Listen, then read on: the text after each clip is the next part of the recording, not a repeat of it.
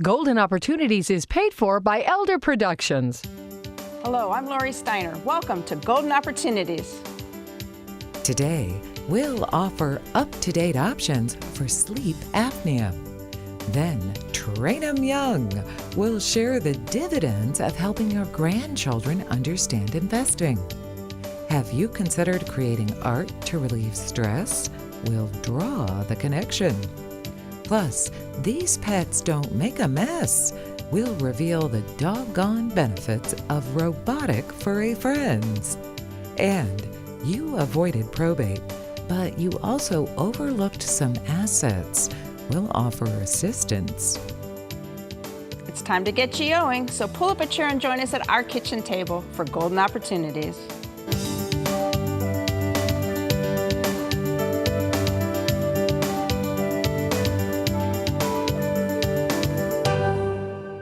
Sleep apnea is a big problem for many older adults, and yet a big percentage of them don't follow the recommended treatment. Dr. Ambrose Chang has joined us in the UH Broadcast Center to tell us why and to offer other treatment options. Dr. Chang is a sleep medicine specialist in pulmonary and critical care medicine at University Hospital. So welcome to our show. Thank you. Remind us, first of all, what is sleep apnea? Well, sleep apnea is a situation when folks collapse their airway and stop breathing and sleep. It is a very common problem. It probably occurs in about 15% of male in the general population, 5% female in the general population. Okay. And it tends to get worse with age. So what does that mean during the nighttime when you're sleeping? Basically, the drop of oxygen is a concern at night. So when folks collapse their airway, so they actually stop breathing? They actually stop breathing intermittently. It can occur from 5 times an hour to 180 times an hour. My goodness, how long aren't you breathing? Typically, each episode will count for about 10 seconds. It can be severe. Yeah, that sounds scary. So what are the effects of sleep apnea on your overall health? Yeah. Obstructive sleep apnea is an independent risk factor for hypertension, and we've known that for many years. It's also associated with congestive heart failure, atrial fibrillation, metabolic syndrome, diabetes, and coronary artery disease as well. Wow, so it can really affect you. Yeah. I know the traditional treatment for sleep apnea is a CPAP machine that helps you breathe at night. But patients don't always like it. I mean, it can be bulky and big and everything. So how does that work? What is this machine like? Yeah, this machine has improved so much over the years since 1981 when it first came out. It basically blows air into the upper airway and split the upper airway open. And about 50% of patients find it difficult to use CPAP device. And but again, CPAP has evolved so much. It's now very small, as small as palm size, and it's very quiet. It really does not create any more noise anymore. And the mask has been a big improvement over the years, and it's very, very comfortable. And the newest mask we have is, in fact, the cushion is made of memory foam, and it's very easy to use. That's soft, squishy stuff you can sleep on now. Absolutely, yeah. Okay. But even with these improvements, I know some people just don't follow the regime. So are there options for those folks? Yes, there are. We're currently working with the Case Dental School, and we have these oral appliances that we can use for treatment of mild to moderate obstructive sleep apnea patients. Basically, this is to advance the lower jaw. It's a mouth guard and advance the lower jaw to open up the airway. Oh, okay. And we also have a device called Inspire. Inspire is a pacemaker-looking device. It has to be implanted on the chest wall. And it sends a signal to the tongue to move the tongue forward in sleep, create a little bit more space in the back of the throat to help moderate to severe obstructive sleep apnea. So that's a little bit more serious on the That's correct. Okay. That's correct. So we do have options. And we also have positional treatment devices as well to help folks sleep on their side, which oftentimes help obstructive sleep apnea patients. All right. So a serious thing that can be really helped, and you just got to find the right thing to help you. Absolutely. Yeah. All right. If you have sleep apnea, you don't need to suffer. There are ways to breathe easier. My thanks to Dr. Chang for alerting us to these options. And for more help, use the information that's coming up next. For more information, call the Center for Lifelong Health at University Hospitals at 844-312-LIFE. That's 5433. Or visit www.uhhospitals.org/lifelonghealth. Next, kid-friendly investment advice. But first, while TV sleuth Columbo was great at solving crimes, his own first name remains a mystery. Clues point to 2 titles as the main suspects. Can you name either of those names? We'll present the possibilities when we return. Right now, the trusted experts of University Hospital's Seidman Cancer Center and the most advanced cancer-fighting technologies are in 17 community locations. That's leading-edge care, where you're most comfortable. That's UH Seidman Cancer Center. Right now, proton therapy, a revolutionary treatment for many types of cancer, is available for the first time in Ohio, and only at University Hospital's Seidman Cancer Center. That's the future of cancer care. That's UH Seidman Cancer Center. Most confirm Columbo is called Frank, since that name is forefront when he flashes his badge. But an alternative theory advances Philip as his first name, since that's what the car company Peugeot called him in ads driving home, that Columbo's car was one of their own. To help your kids or grandkids understand investing, it's best to start at an early age. Jim Lineweaver is here, along with his son Tyler, to offer advice on helping kids make and manage money. Jim is a certified financial planner professional with the Lineweaver Financial Group. So, welcome to the show, both of you. I got caught off guard there. Wow, thanks for having us. So, how do you just start teaching your young children how to deal with money and investments? Well, first, if you remember, we were on the show, quite a few times talking about this moon jar. So when they're in elementary school or maybe middle school, gotta keep it basic, but you're basically teaching them how to spend, share, and save, so that they get some utility out of that. They understand putting money away and things along that nature, maybe from their allowance or other chores around the house. And it's very visual. Yeah, exactly, and very easy, kind of like a piggy bank back in the day, if you will. But as they get into high school, like Tyler, what ends up happening is you have to relate to them usually on another level, and still want to try to keep it simple. But what I found is that you have conversations about money, and it really starts to kick in when they start to actually work. Because if they're making $8 or $10 an hour, and when they get that paycheck and it's not the full 8 or 10, and taxes came out, they're like, hey, wait a minute. But they're also making decisions about what they should be purchasing and how many hours does it take me to earn that money that I want to go buy this, and then maybe they have a second thought because they're not just spending your money anymore.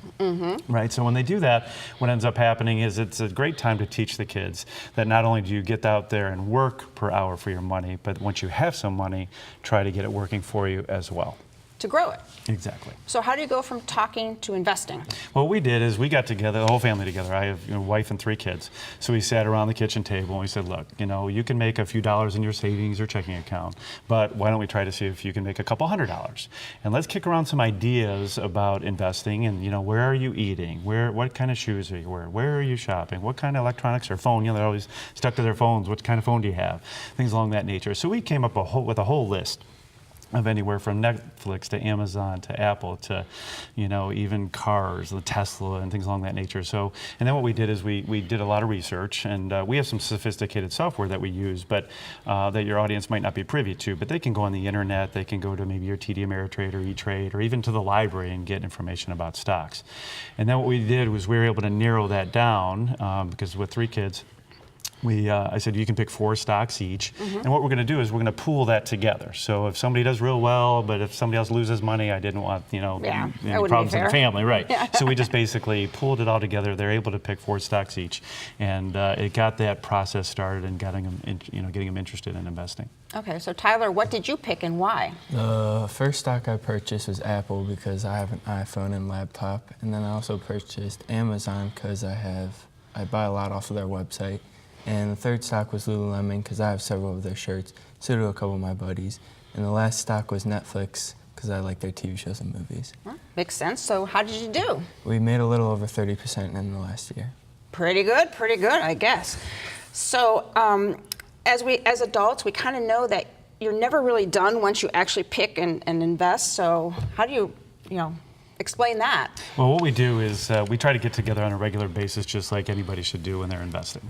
So we'll have family meetings and we'll look at how the stocks did. Maybe some made more money than others, and maybe by the end of the year we want to do some tax harvesting. So we'll sell some gains against some losses, things along that nature. But some of the same fundamentals that apply to everybody's investing is great to teach with kids. But you want to have some constant contact with them and let them know how they're doing. Yeah, it's important. So there's some things that all investors need to know, whether they're children learning how to invest or whether they're seniors trying to keep their nest egg. Yeah. Right? What you want to do is you want to somehow measure your level of risk. So you got to make sure you're usually looking at this for the long term, not a short term. You got to come up with a strategy. Do you want some more dividends? Do you want more growth oriented things? And also make sure you're diversified. So when we talked about the stocks, they were coming up with all these technology things, and I said, well, we can't have everything in one industry just in case that industry goes bad. So we did diversify among some other industries. Again, we talked about monitoring the results and also rebalance. Take some money off the table, don't get greedy, and then maybe put that into some other things or let the kids spend a little money so that they can get some rewards out of it as well. All right, sounds educational. We all know the importance of education for our children and grandchildren, and that includes understanding investments and how to manage money. Follow Jim's tips to help your kids seek options beyond savings. And for more help, give them a call at the number coming up next. My thanks to Jim and to Tyler for showing us that investing can just be child's play, right?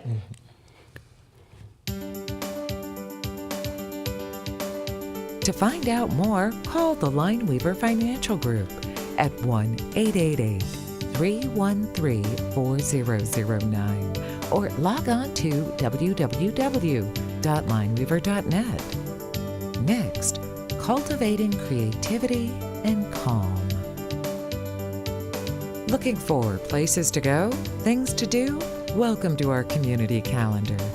It will be a musical, magical Christmas, thanks to the Cleveland Pops Orchestra. On Sunday, November 26th at 2 p.m. at Playhouse Square, enjoy a tuneful treat that includes the telling of "'Twas the Night Before Christmas," performances of well-loved Christmas carols, an audience sing-along, and more. To note more information, call 216-771-8403 or visit www.playhousesquare.org. Feeling stressed? Need a little TLC? Then maybe you should try ART. Dr. Corinne Koifman is here to tell us why art is a great option for healing and for health. Corinne is a clinical psychologist and the co-owner of Akron Artworks. So welcome to the show. Thank you for having me. Now you and your husband started this business, Akron Artworks, together using both of your backgrounds. Like, you're a psychologist and he's an artist, apparently. So how do this combination of talents work together when put into practice? Well, we think it goes together perfectly because art is really expressive. And certainly from my perspective, it's a way for people to kind of work through or understand better how they could be feeling about a variety of things. Art is also very therapeutic and really employed quite a bit in a lot of psychological therapy to help people when they're having difficulties. Okay, but aren't there people who come up and say, just like what I would say is, I'm not an artist, I can't do this. And what I say is I'm not either. And that it's really not about the product. What we really emphasize at Akron Artworks is the process of making art, which in itself can really be therapeutic and helpful in the same way that you could think about other activities that we do for wellness, like yoga or exercise of variety of ways. Okay, and you have a variety of different classes you offer to get into all these different kinds of benefits in different ways. One is called Mindfulness Through Art. Yes. That sounds interesting, so tell us about that. So this is a group actually that runs for 6 weeks, and the idea is to introduce people to mindful meditation through artistic activity. And mindfulness-based meditation is really about just learning to be present in the moment. So we use art activities to help people to do that, focusing on what it feels like to move the charcoal across the page, or what it's like to be standing at the easel. And all of these little moments help people to kind of be present and not worried about what's next or what just happened. Okay, because I know I would be critical of what I was doing. So it's just trying to get past all that critical thinking. Well, so that's a piece of it too. It's really this idea of being present and accepting where you are and whatever happens. And if there's a slip of the hand or things don't go as you expected, then you learn to kind of not judge it, accept where you are, and usually you make beautiful art out of it. So there's another class that maybe some of our viewers might be interested in called Transitioning into Retirement, a Journey with Art. So tell us about that class. So retirement is a major life transition, much like many others we think of. Getting married, having a child, moving away from home for the first time, divorce. These are big stressors. And they're stressful because we really have to change a little bit who we are as part of that. And so the Transitioning into Retirement group is a wonderful class where it's really about the journey and finding out who you are now in this new stage of life. And we use lots of techniques that allow individuals to really notice how they are transitioning, how they are changing and finding themselves in this new position. So just like when you get a new job, now your new job is retirement, you've really got to kind of work through all of that. Well, I mean, I think for some people it's challenging. You know, life is really different. And, you know, we use techniques that let people see how they change. Maybe it's an exercise where you use the same, do the same activity several times, you know, one time each week, or you take something from the past and you reinvent it for something new. So there's a technique we use with books where you kind of alter a book artistically, so it represents who you are today. And you've got lots of other offerings, moving through grief, clay and the art of making, art and the artist, which is a mix of art therapy and art for art's sake, right? Yes, yes. So we have classes for little kids all the way through to adults. We have family activities where really anyone can come in and there's no expectation that people have artistic expertise. It's really about the process and enjoying oneself. All right, sounds really good. Expressiveness, therapy, creativity. Art is an enjoyable way to tap into all of these. To paint a bigger picture of these options and offerings, use the information that's coming up next. My thanks to Dr. Koifman for joining us today. Thank you. Learn more by calling Akron Artworks at 330-983-9983 or click to www.akronartworks.com. Up next, a pet project. It's time to get up and go, an exercise segment on golden opportunities. Hello everybody, it's Mike Carbon from Breakout Fitness, and today we're here to show you how to work the lower abdominals and even the hip flexors. This is an excellent exercise that's going to help strengthen that core everybody's talking about. You ready? Oh, let's do it. Let's do it. Okay, we're going to start lying flat on the ground. Here in the studio, we have our exercise mats out. You at home, go ahead, grab a spot on the floor and try this one out. We're going to lay flat, make sure you keep your head back. We want our hands to the side just for a little support. And all we're going to do is we're going to keep our right leg nice and stiff, and we're going to bring it up to about a 90-degree angle, okay? We're going to drop it back down right before it touches. Try to bring it straight back up. All right, we're going to shoot for 12 to 15 repetitions, and then we can go ahead and switch sides. Excellent. How you feeling, Lori? Oh, feel the burn. There stretch. you go. Yes. You're on your way to a stronger core. All right, slow and controlled movements, everybody. Remember to breathe. And now it's your turn to get up and go. For your copy of the exercise booklet, send $1 for postage to Golden Opportunities, 6105 Parkland Boulevard, Suite 140, Mayfield Heights, Ohio, 44124. Pets can have a comforting and calming effect on aging adults, but sometimes their care and cost can keep seniors from acquiring them. Menora Park has a unique pet program that answers those issues. Dr. Crystal Culler is here to explain. Crystal is the Nathan and Lenore Oscar Family Director of the Center for Brain Health at Menora Park in Beechwood. Holy cow! Now, we've got some furry friends that we're going to meet, but before we do that, tell us why pets do have such a positive effect on older adults. Pets have some great physical, emotional, and social benefits for older adults. One of the running jokes is, if you really want to get physical exercise, invest in a dog.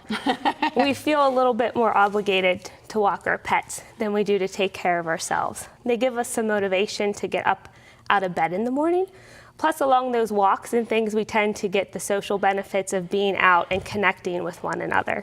So they give us that extra motivation. They give us those emotional connections with others, and those social connections we get along the way. plus that unconditional love and companionship It's so great. we get from our four-legged friends tend to go undenied.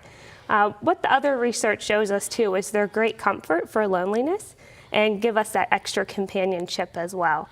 What we find too is as we get older, one of the benefits we have with aging is our long-term memory is a great asset. So when older adults are in social settings, one of the strengths they can build on in talking about is pets or animals. So in social settings, we tend to want to make those connections with one another. And pets is a great way for us to build on that. Talking about a past family pet we've had, our favorite pet, or even a current pet that we do have. So it's a great mental stimulation or a brain workout per se that we can have, and pets are a nice gateway or segue for us to do that in social connections with one another. Okay, but a pet, actual real pet, isn't always possible for some folks. That's true. They can be a lot of work, and you know, there's some new ways that might be a little bit unconventional for others. The robotic world is now out with a lot of pets for dogs and cats, kind of like these two that we have here to show you. Okay. And that they're seeing on their screen right now is the robotic cats and dogs. So across our Menora Park campus currently, we have over 50 of the robotic cats and dogs that interact with our residents with a wide variety of cognitive health issues, some with dementia as well. And what we find is our residents really love them, and it's a little bit surprising. They recognize it's not a real pet, but it brings them companionship. They own their own pet, and they know that it's something they can think of as their own and a pet. We have people that walk them around on their walkers as part of their dog, and it's helped boost their physical exercise routine as well. Let's bring these pets up here. So here's for you. Oh my goodness, they do look pretty real, don't they? And they're soft and fluffy. They do, and they have sensors that are built in that respond to motion and touch. And so the residents get benefits from just petting them. And we've had a lot of people say that even though it's not a real pet, they have to puppy sit or dog watch for their mom. So it's like waking up and seeing their friend or companion that's with them. And they have the sensors, and they'll interact, and they'll meow, and the dogs will bark, and over time they respond with the residents. So it gives them the feeling of companionship without the hassle of all the pet care along the way. Such a wonderful idea. Are these available for the folks that are our viewers? They are. They're available in stores and online. And it's one of the things that our campus is really excited to be able to offer for our residents as part of our excellence in caring. All right. Hi there. What's this one's name? Fido? Yeah. Fido. Okay. A robotic pet may just be the perfect, and this is Meow Meow over here, the perfect way to enjoy the benefits of man's best friend. To find out more about Menora Park's pet program, use the information that's coming up next. And my thanks to Crystal Culler and her furry friends for joining us today. Find out more by calling Menora Park at 216-831-6500 or visit www.menorapark.org. Next, no probate, but problems persist. Hilltop Village Apartments is retirement living at its best. Residents enjoy a wide variety of activities and living services with all large first-floor apartments, private screened-in patios with beautiful park views, daily dining room meals, free laundry facilities, 24-hour staff, and so much more. Enjoy safe, comfortable independence at a very affordable price. Call today for a tour and learn how you can get your first month's rent free. Hilltop Village Apartments, retirement living at its best. You were sure your mother titled everything to avoid probate, whether she used a trust or beneficiary designation. Now she's passed on and you find out her car is in her sole name, and she just received a refund from the assisted living that's payable to her estate. Now what? Here with my answers is my law partner, Mike Solomon. Hi, Lori. Now, we previously discussed probate, but can you give just a quick overview? Sure. When someone passes away, how do we transfer their assets from them to whoever inherits their assets? That's the process of probate. You have to take the will, file it with the probate court, get appointed executor, and depending on the assets involved and any other complications, the shortest is going to be 6 months. It could be last years, depending on what happens. Okay, so why do we want to avoid probate? Well, partly because you want to speed things up typically, you want to save costs, and probate has those problems. So, for example, if you had a bank account and you didn't have anything special on it, you pass away, it has to be probated. They have to go to the bank with certain papers to get access to the funds. But if you name a beneficiary, a payable on death account, all the beneficiary has to do is go to the bank with the death certificate, get the money. It's a lot faster, quicker, saves money. All right, but what if you forget just one bank account or something? How does that work then? Do you have to probate everything? No, you don't have to probate anything. You have to probate that asset. Now, fortunately, Ohio has two provisions that are shortened and simplified probates. One's called a release from administration, one's called a summary release. Summary release is the easiest. So if your spouse is inheriting all your assets and they pay for the funeral, basically as long as the assets that go through probate that you haven't done other stuff with don't exceed $40,000, you can use this summary release. If it's not the surviving spouse, if it's another individual, it's only $5,000. But that's the quickest way to do it, and the cheapest and fastest. Okay, what if its assets are higher than those amounts? Well, then there's something called a release from administration. So if it's going to an individual that's not a spouse, if the assets are less than $35,000, you can do that. If it's a spouse, it has to be $100,000 or less. Then you can use this release from administration, and that's relatively quick also and can be done cheaper and faster. Okay, so less paperwork, less time, less money. Sounds good. It's a good thing to know this. So if a parent or other loved one has chosen to avoid probate but just misses an asset or two, there may be a simplified process to claim those assets. Questions? Call Mike at the number coming up next. Call Solomon, Steiner, and Peck at 1-888-236-5173 for more information or to schedule a speaker for your organization. Or log on to www.ssnplaw.com. Thanks for joining us. On next week's show, how did Cleveland get its start? We'll explore the exciting adventures of our home sweet hometown.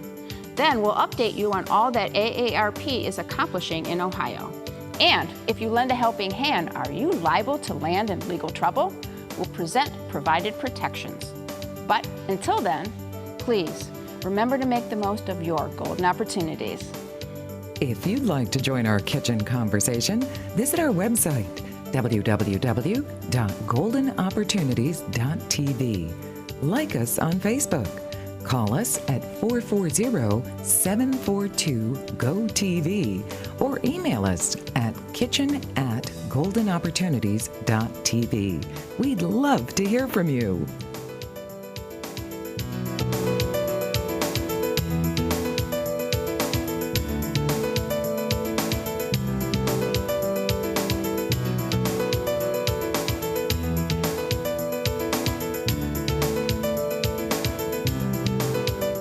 Golden Opportunities is paid for by Elder Productions.